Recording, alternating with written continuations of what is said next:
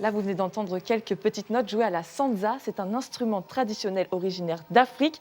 Et ici, à Musique en Fête, le musée des musiques traditionnelles, eh bien, il y en a des centaines et des centaines à découvrir.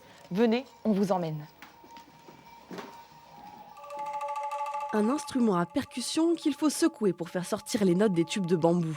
Originaire de l'île de Java, l'angklung est exposé ici en version XXL. Gabin tente de le prendre en main.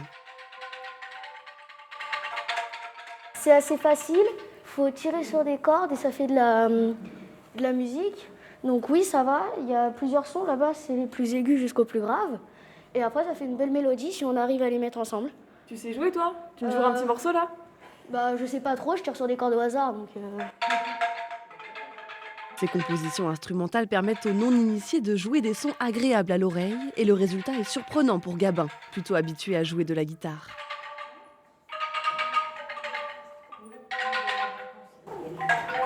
Voilà, ta première création.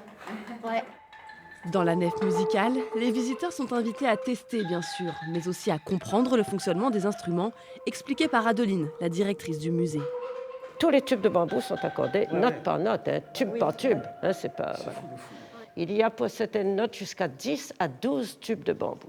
Pour faire ça, surtout que c'est fait à la main et à l'oreille. Donc le gars, il est quand même balèze. Je veux rien dire, mais oui, il est balèze. C'est super bien. À l'étage supérieur, c'est une incitation au voyage. Les instruments sont rangés par continent. Plus de 600 pièces, toutes des cadeaux faits par les groupes qui participent chaque année au festival de danse et musique traditionnelle de Montoire. Depuis 1973, ce festival existe.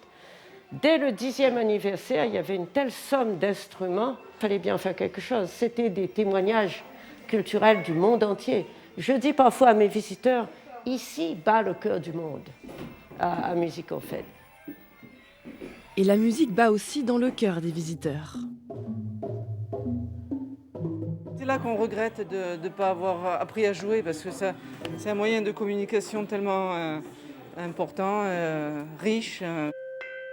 Un moyen de voyager aussi aux quatre coins du monde en se baladant simplement dans cet antre musical situé à 20 minutes de Vendôme.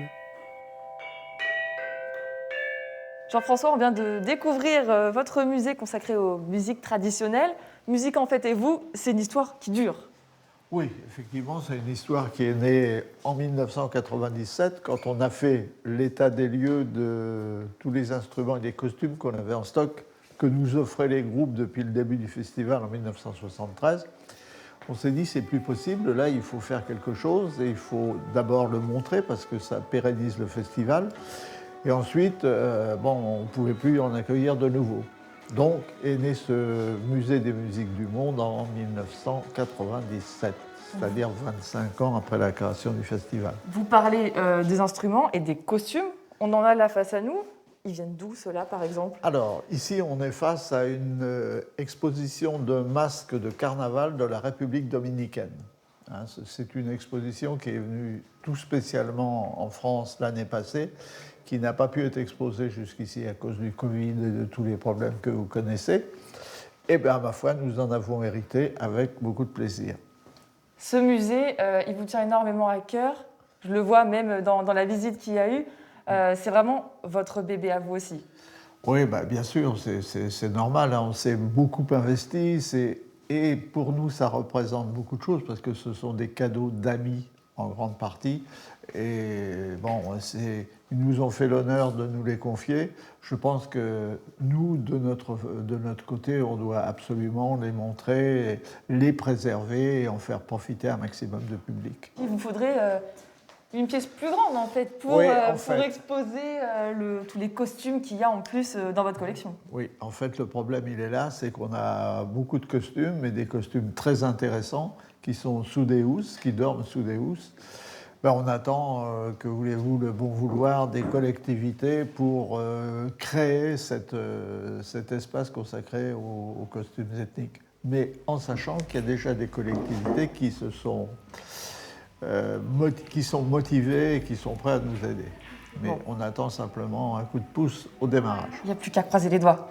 Oui, très fort, parce que ça fait quand même 14 ans qu'on attend.